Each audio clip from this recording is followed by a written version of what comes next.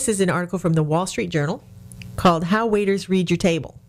So now we're moving on to how to read a customer, and it's not just for waiters, although I love it because it's of interest to clients, who are in the restaurant. If you go to any restaurant, you're going to want to know why the waiter does what he does, or why the waitress, says something to you, how to get their attention. So it's very interesting. It'll give you tips on how to interact with your waiter as well. But they're talking about how increasingly there's more and more training in these restaurants as to how to read a customer. They didn't used to have to do it. Restaurants were one of those things everybody ate out constantly at one time, but now with the economy, the number of people going to restaurants is expected to grow by less than 1% through 2019, slower than the population growth.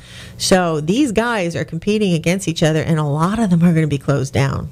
It used to be bad when a restaurant went out of business and then another restaurant followed right behind, bought up the same premises, and you were like, oh, it seems to be the everlasting formula that if a restaurant goes bad, do not buy that land. It's cursed. Right. I don't know why, but apparently it's something to do with traffic flow, and I don't see any way around it. I've never seen an instance where a restaurant went under and another restaurant bought the premises and succeeded. I'm sure that there are exceptions to the rule, but they must be very small exceptions. And maybe it would take a completely different change of venue, like one's an American restaurant, maybe one would be, a tapas bar. Maybe that would work if you thought you had that clientele. But generally speaking, it doesn't seem to work. So restaurants are still fighting an uphill battle to survive. And now the economy is, we're being told that only less than 1% growth up through 2019. I mean, that's 7 years away. We're only going to see 1% growth.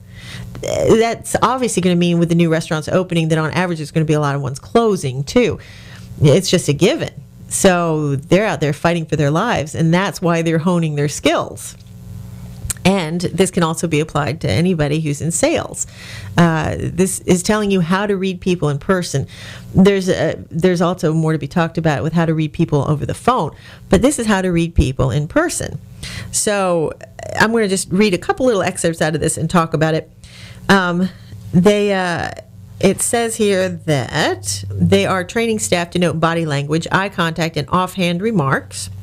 They've changed the word suggestive selling to situation. I'm sorry, they've changed the policy, not the word, but the policy of suggestive selling to situational selling.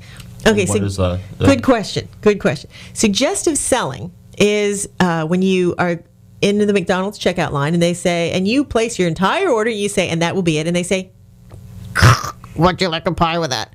And the answer is no, because if I'd wanted a pie, I would have asked for a pie. So obviously not. But that's suggestive selling, and people have built up a resistance to it.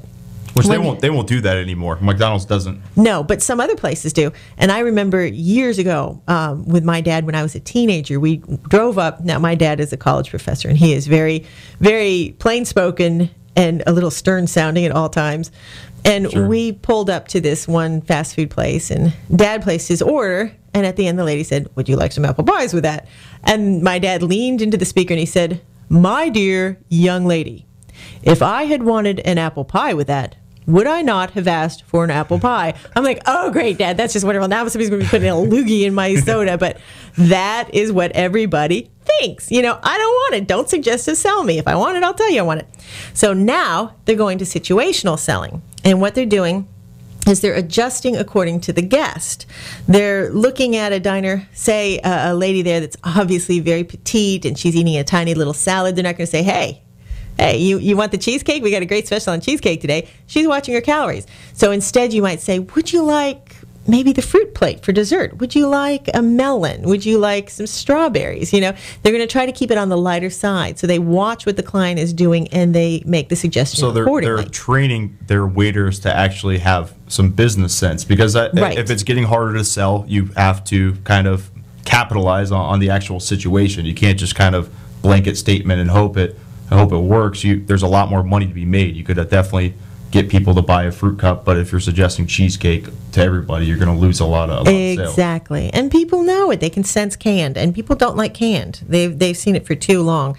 Just like, who wants to go to the used car salesman who uses your name every sentence? Oh, it drives me insane. Oh, Frida, I can see that you're interested in this Ford, whatever it is. Oh, well, Frida, that was a very good choice. And insert the name here, same. You can just tell it's scripted. Leave me alone, buddy. And if I hear my name one more time, I'm walking. It's just really, really annoying. And people are getting resistant to that. So you're having to now custom tailor to each guest, which involves a lot of things. So different restaurants have different practices. The Cheesecake Factory has a 2-week training course. They hear tips on how to interact with tables with children. For instance, if a kid says he doesn't like green things, don't even use lettuce as a garnish. And for first-time guests, walk them to the restroom, don't point. Celebrations, get at least 5 employees to sing happy birthday. And then they're taught to tour guide guests toward menu options that they think are best. Another thing is, if a family has kids, don't say, "Oh, would you like the dessert menu?" Because then all the kids are going to be like, "Mommy, we want the dessert menu." So you learn to very quietly offer the dessert menu to the mother or the father. You can certainly get the dessert out of it at that point, but it's not worth it. Certainly not a good time to take around the dessert tray and say, "Oh, look at all these yummy things." Not if you want the parents to leave you any tip at all. So it's just read the situation. The other thing is, there are different types.